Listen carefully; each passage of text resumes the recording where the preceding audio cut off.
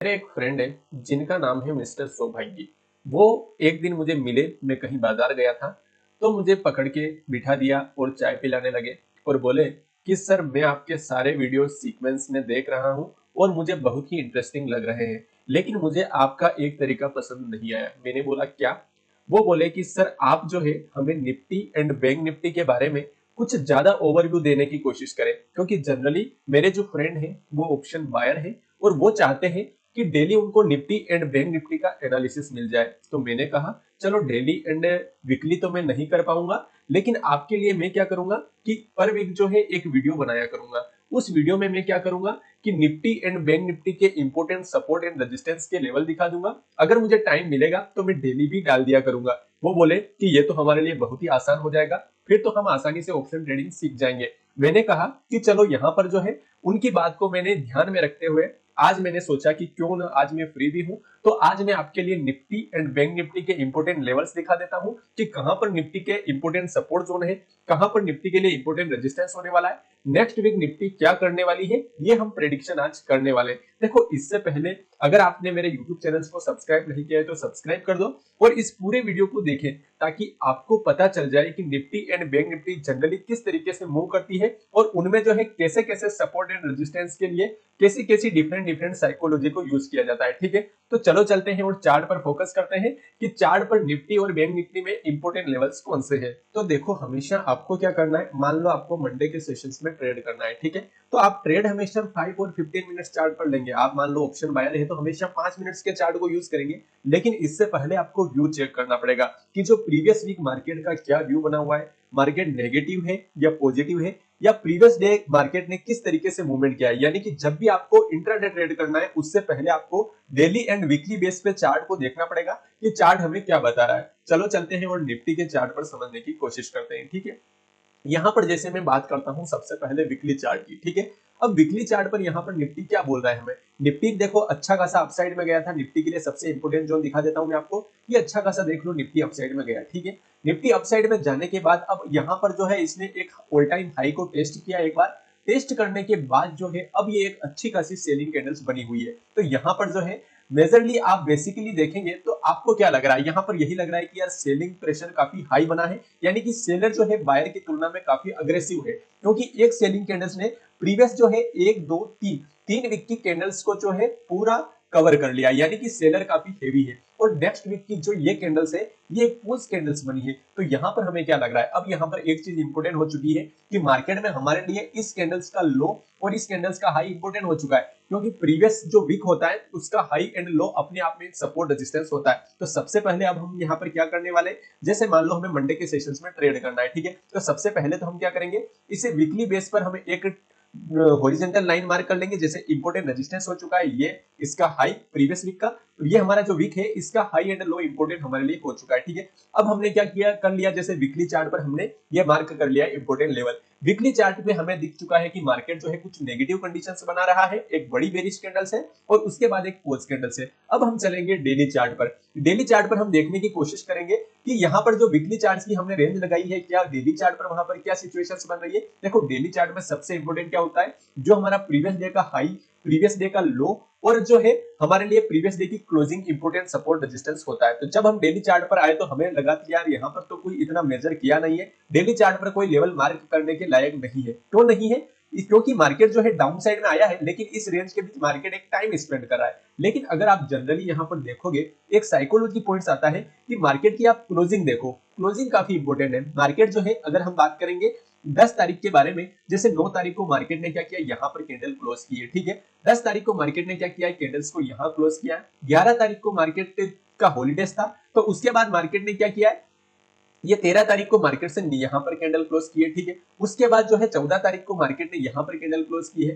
15 तारीख को मार्केट ने यहाँ पर कैंडल क्लोज की है। 15 तारीख को हॉलीडेज था, 16 तारीख को मार्केट ने यहाँ पर कैंडल क्लोज की है। तो यहाँ पर मेजरली क्या है, यहाँ पर जो है मेन है ये 4 लेवल्स। ठीक है, ये 4 दिन जो है हमारा प्रीवियस वीक डिसाइड करेंगे और प्रीवियस वीक का एक डे भी इसके अंदर आ रहा है। यहाँ पर आप मेजरली देखोगे ना तो क्लोजिंग लगभग सबकी सेम है। तो यहाँ पर इंपोर्टेंट जोन क्या हो चुका है कि इन सबकी क्लोजिंग एक इंपोर्टेंट सपोर्ट एंड रेजिस्टेंस का काम करेगी। तो अब हमारे लिए क्या होगा, एक नया लेवल्स निकलेगा। नया लेवल्स हम कैसे मार्क करेंगे कि इन सबकी क्लोजिंग का जोन आप मार्क कर सकते हैं। यहाँ पर जैसे हम जाएंगे और प्रॉपर जो है एक लेवल्स निकालेंगे, मैं यहाँ पर एक रेक्टेंगल से डिसाइड करूंगा कि हमारे लिए इंपोर्टेंट सपोर्ट जोन कौन सा है, तो इन सबकी क्लोजिंग को हम मार्क कर लेंगे। ठीक है, ये हमारे लिए जो क्लोजिंग का जोन हो चुका है इंपोर्टेंट, ये एक इंपोर्टेंट लेवल्स हो चुका है। ठीक है, क्योंकि यहाँ पर जो है सबकी क्लोजिंग हुई है, यानी इतने दिनों की क्लोजिंग हुई है, तो ये क्लोजिंग तो है इंपोर्टेंट ही होगी ना। तो सबसे बेस्ट जो है इस लेवल्स को हम मार्क कर लेंगे।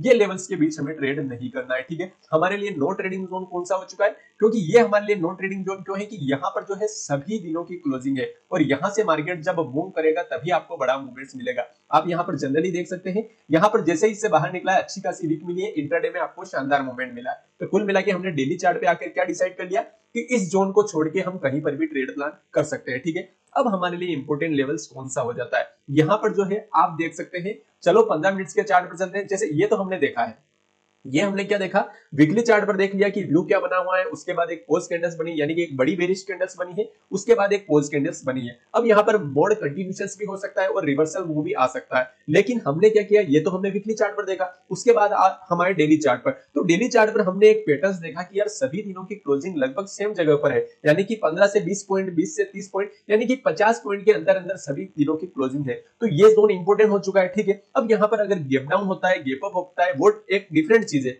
लेकिन जो है इंपोर्टेंट चीज हमने मार्क कर ली है कि डेली चार्ट पर जो लेवल्स लगाना था वो लगा लिया। अब हमें जैसे इंट्राडे में ट्रेड लेना है, तो हम क्या करेंगे, जो हमारा डेली चार्ट है इससे हम चलेंगे 5 मिनट्स और 15 मिनट्स चार्ट पर। चलो चलते हैं और 15 मिनट्स के चार्ट पर समझने की कोशिश करते हैं। यहाँ पर अगर मैं 15 मिनट्स चार्ट को ड्रॉ करूं, जैसे ये डेली चार्ट था, इसके बाद आ गए हम 15 मिनट्स के चार्ट पर। अब 15 मिनट्स के चार्ट पर जो हमने लेवल्स लगाया है, क्या वो लेवल्स अधिकतर टाइम फॉलो हो रहा है? हाँ बिल्कुल हो रहा है। कुल मिला के हमें क्या करना है, 15 मिनट्स के चार्ट पर इस लेवल्स के बाद ही ट्रेड करना है, यानी जो मैंने लेवल्स लगाया है इसके बाद ही हमें ट्रेड करना है। अब हमारे लिए जो मेजरली चीज हो चुकी है कि भैया अबे हमें जो है मंडे के सेशंस में कहां ट्रेड प्लान करना है। तो मंडे के सेशंस में अगर आपके लिए मान लो मार्केट इस लेवल्स के बीच में ओपन हो जाता है, सबसे बेस्ट अपॉर्चुनिटी क्या रहेगी कि मान लो मार्केट जो है यहां पर ओपन हो जाता है मंडे के सेशंस में और 15 मिनट्स की एक कैंडल इसी रेंज के बीच निकल जाए। ठीक है, इसी रेंज के बीच निकल जाए, उसके बाद अगर 15 मिनट्स की कोई कैंडल जो है इस रेंज के बाहर क्लोज करती है डाउन साइड में, ठीक है, डाउन साइड में अगर कैंडल क्लोज करती है तो फिर हमें क्या करना है, जब उसका लो ब्रेक हो तो हम कहां पर ट्रेड प्लान कर सकते हैं,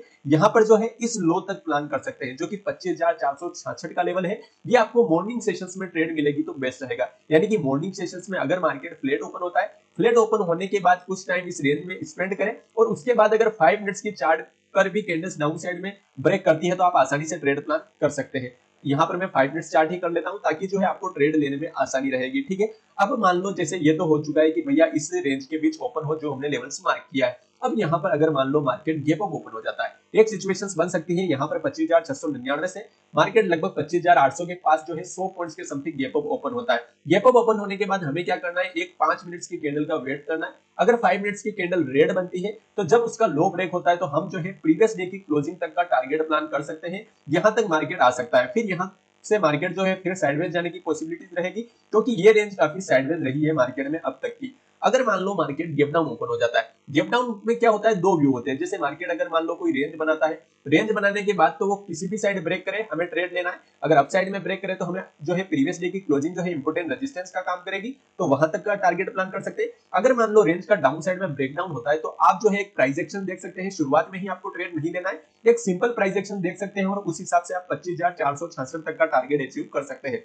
तो इस तरीके से हमने क्या देखा, कुल मिला के हमारे जो है यहाँ पर मेजर व्यू क्या है, सबसे पहले तो वो देखो कि भैया हमने जो है सबसे पहले क्या किया, वीकली चार्ट पर देखा, फिर डेली चार्ट पर देखा कि ट्रेंड क्या बना हुआ, ट्रेंड थोड़ा नेगेटिव बना हुआ है और नेगेटिव कैंडल्स के नीचे सारी पोज कैंडल्स है। तो हमने एक लेवल्स निकाला है कि अगर डाउन साइड में वो लेवल्स ब्रेक होता है 5 मिनट्स के चार्ट पर तो हम इस लो को टेस्ट कर सकते हैं। जैसे ये तो अब तक की बात हो गई, अब इससे बड़े मूवमेंट्स कब मिलेंगे तो उसके लिए सपोर्ट कैसे निकालेंगे, चलो चलते हैं और चार्ट पर प्रॉपर समझने की कोशिश करते हैं। इसके लिए जैसे आपको 466 का लेवल तो एक मिल चुका है, ठीक है, अब हमें जाना है 15 मिनट्स के चार्ट पर। 15 मिनट्स के चार्ट पर आपको नेक्स्ट लेवल कौन सा देखने को मिल सकता है कि भैया 466 के बाद अगर मार्केट डाउन साइड में बना रहता है तो डाउन साइड में और मूवमेंट अगर कहां मिलेगा, हमें कहां पर बड़ा मूवमेंट डाउन साइड में मिल सकता है, तो इसके बाद जो है आपको स्विंग को मार्क करते जाना है कि डाउन साइड में ये लो आपके लिए इंपोर्टेंट होने वाला है जो कि 25,319 का है। यानी कि अगर 25,466 के नीचे क्लोजिंग मिलती है तो आपके लिए 25,324 का लेवल इंपोर्टेंट होने वाला है। यानी कि ये भी एक अच्छा खासा सपोर्ट जोन की तरह आपके लिए वर्क कर सकता है। अगर मैं बात करूं और डाउन साइड में कहां बड़ा मूवमेंट मिलेगा, तो 25,324 को भी अगर मार्केट डाउन साइड में ब्रेक करता है तो ये लेवल्स आपके लिए इंपोर्टेंट होने वाला है जो कि 25,153 का है। तो इस तरीके से हमने डाउन साइड में अच्छे खासे सपोर्ट जोन निकाले। अब बात आती है कि ये तो हो गया डाउन साइड में, और डाउन साइड में हमारी क्वांटिटी फुल रहने वाली है और अप साइड में हम क्वांटिटी को आधा प्लान करने वाले हैं। ये चीज क्यों है, ये चीज के बारे में मैं दिखाता हूं।